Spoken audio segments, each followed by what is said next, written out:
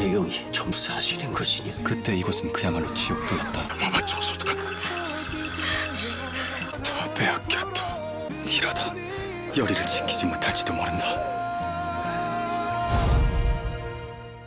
SBS 귀궁 13회 분석 및 뇌피셜로 100년 전 비극과 원한의 연쇄는 무엇인지 파헤쳐 보겠습니다.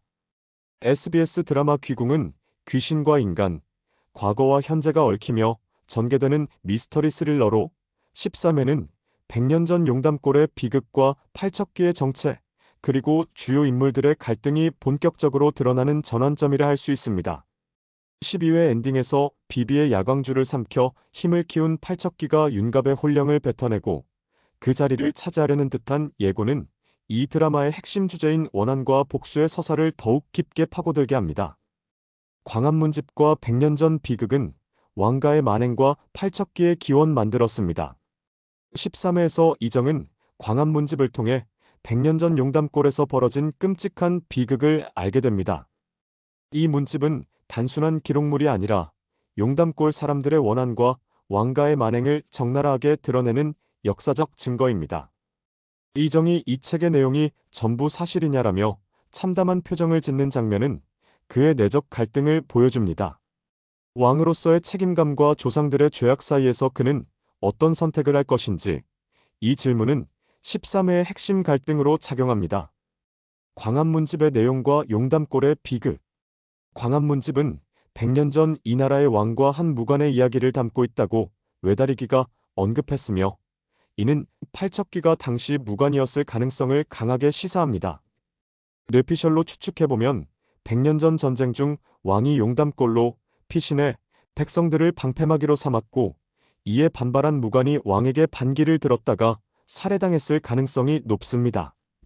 강철의 대사, 팔척기는 100년 전 용담골 사람들의 원한이 뒤엉켜 있었던 계단은 팔척기가 단순한 개인의 영혼이 아니라 집단적 원한의 화신일 가능성을 암시합니다.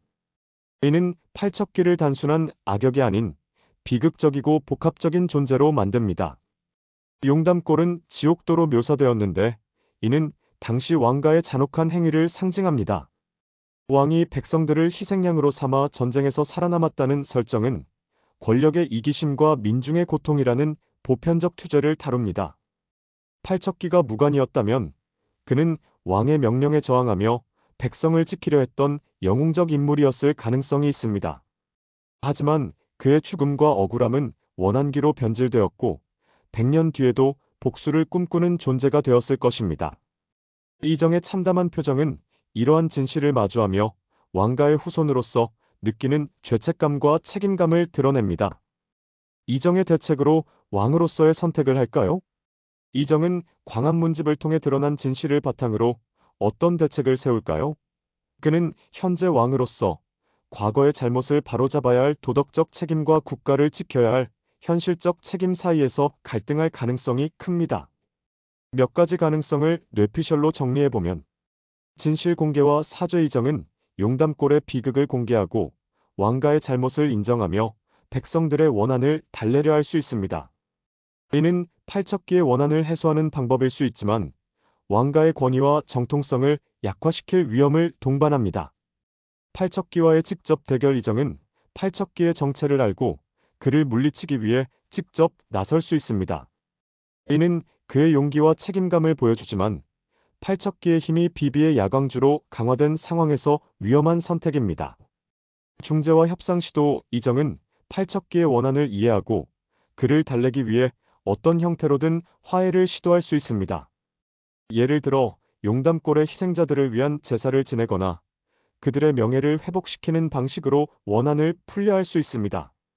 이정의 선택은 그의 캐릭터 아크를 결정짓는 중요한 요소입니다. 그는 단순히 왕으로서 권력을 지키려는 인물이 아니라 과거의 잘못을 직시하고 미래를 바꾸려는 리더로 성장할 가능성이 있습니다. 하지만 팔척기의 복수심과 풍산의 계략이 얽힌 상황에서 그의 선택은 쉽게 결론나지 않을 것입니다. 팔척기의 정체와 원한의 본질은 무엇일까? 12회 엔딩에서 팔척기가 윤갑의 혼령을 뱉어내고 그의 자리를 차지하려는 모습은 팔척기의 목적이 단순한 파괴가 아니라 권력과 지배를 노리는 것임을 보여줍니다. 13회에서 드러나는 팔척기의 기원 100년 전 무관으로서 왕에게 배신당한 자는 그의 행동 동기를 이해하는 데 중요한 단서입니다. 팔척기는 누구인가? 팔척기가 100년 전 무관이었다면 그는 단순한 악령이 아니라 역사적 비극의 피해자입니다. 뇌피셜로 추측해보면 그는 용담골을 지키려다 왕의 배신으로 죽은 충신이었을 가능성이 큽니다. 당시 왕이 전쟁에서 살아남기 위해 백성들을 희생시켰고 이를 반대한 무관이 처형당하며 원한기로 변한 것입니다. 그의 원한은 개인적인 복수심을 넘어 왕가와 권력 구조 전체에 대한 증오로 확장되었을 것입니다. 팔척기가 비비의 야광줄을 삼켜 힘을 키운 것은 그의 복수심이 단순히 영적인 차원을 넘어 물리적, 정치적 차원으로 확장되었음을 보여줍니다. 윤갑의 혼령을 뱉어낸 행위는 단순한 우연이 아니라 의도적인 전략일 가능성이 높습니다. 열이가 일부러 놔준 걸까? 대체 왜? 라며 불안해하는 대사는 팔척기가 더 큰 계획을 가지고 있음을 암시합니다. 아마도 그는 윤갑의 혼령을 이용해 풍산과 같은 세력을 조종하거나 이정과 원자를 위협하는 데 사용할 가능성이 있습니다. 원한의 연쇄 팔척기와 용담골. 강철의 대사, 팔척기는 100년 전 용담골 사람들의 원한이 뒤엉켜 있었던 계단은 팔척기가 단순한 개인이 아니라 집단적 원한의 상징임을 보여줍니다. 이는 한국 전통 설화에서 자주 등장하는 한의 개념과 연결됩니다. 용담골 백성들의 억울한 죽음과 무관에 배신당한 충심이 결합해 팔척기라는 강력한 존재가 탄생한 것입니다. 이 원한은 100년 동안 잠재해 있다가 현재의 왕가를 겨냥하며 다시 깨어난 것입니다. 팔척기의 목표는 단순히 원자를 죽이는 것이 아니라 왕가 전체를 무너뜨리는 것일 가능성이 큽니다. 그는 윤갑의 자리를 차지하려 했고 이는 왕가 내부의 권력 구조를 교란하려는 의도일 수 있습니다. 또한 원자를 노리는 것은 왕가의 후계자를 제거해 이는 왕조의 미래를 끊으려는 상징적 행위로 보입니다. 윤갑의 혼령과 풍산의 계략은 점점 더 미궁을 빠져들고 있습니다. 윤갑의 혼령이 팔척기에 의해 뱉어진 것은 13회의 주요 미스터리 중 하나입니다. 강철이 한번 잡아먹은 혼령을 그리 쉽게 놔준다고? 라며 의심하는 대사는 팔척기의 행동이 단순하지 않음을 보여줍니다. 열이에 일부러 놔준 걸까? 대체 왜? 라는 질문은 이 사건의 핵심을 찌릅니다. 윤갑의 혼령 왜 뱉어졌나? 팔척기가 윤갑의 혼령을 뱉어낸 이유는 몇 가지로 추측해 볼 수 있습니다. 팔척기는 윤갑의 혼령을 이용해 풍산과 같은 세력을 조종하려 할 수 있습니다. 윤갑이 다 빼앗겼다며 분노하는 모습은 그의 혼령이 여전히 강한 감정을 가지고 있음을 보여줍니다. 팔척기는 이 분노를 증폭시켜 왕가를 공격하는 도구로 사용할 가능성이 있습니다.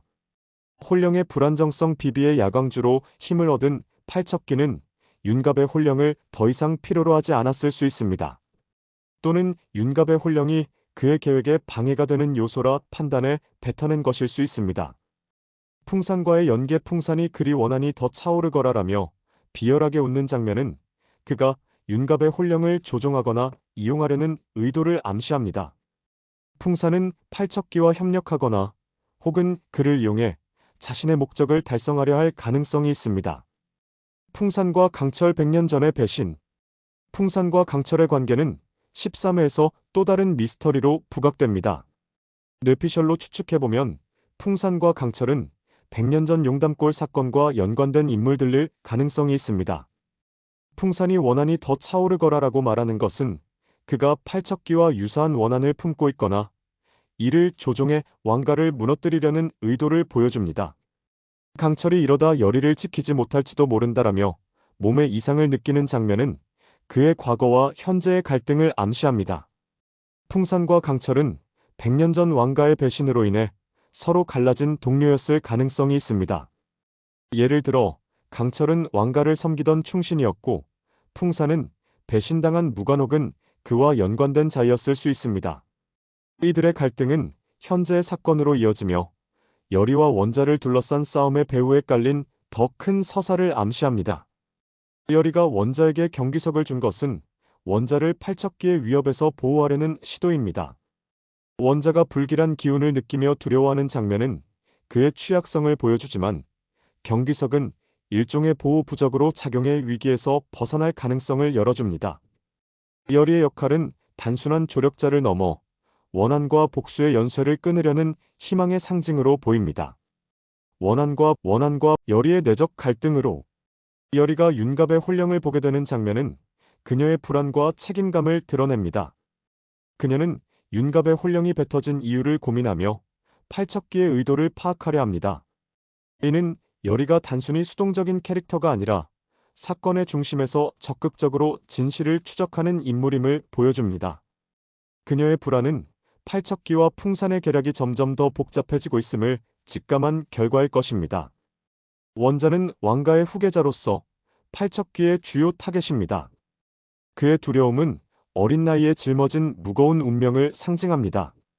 경기석은 단순한 물건이 아니라 열의와 원자 사이의 신뢰와 보호의 상징으로 작용합니다. 이는 귀궁의 서사에서 인간적 연대와 희망이 원한과 복수에 맞서는 중요한 테마임을 보여줍니다.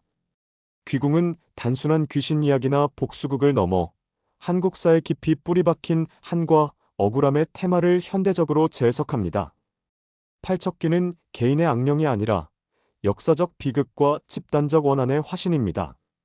용담골의 비극은 권력의 이기심과 민중의 희생이라는 보편적 주제를 다루며 이정이 이를 마주하며 어떤 선택을 하느냐는 드라마의 핵심 갈등입니다. 풍산과 강철의 대립은 100년 전의 배신과 현재의 갈등을 연결하며 과거의 잘못이 어떻게 현재로 이어지는지를 보여줍니다.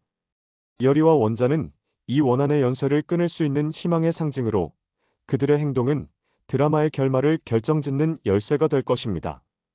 귀궁 13회는 100년 전 용담골의 비극과 팔척기의 정체를 드러내며 드라마의 서사를 한층 깊게 만듭니다. 이정의 갈등, 팔척기의 복수, 풍산과 강철의 대립, 그리고 열의와 원자의 희망은 이 드라마의 핵심 갈등을 형성합니다. 광안문집을 통해 드러난 진실은 단순한 과거의 기록이 아니라 현재의 운명을 바꿀 수 있는 단서입니다. 이정이 어떤 선택을 하느냐, 팔척기의 원한이 어떻게 해소되느냐는 앞으로의 전개를 결정짓는 열쇠가 될 것입니다.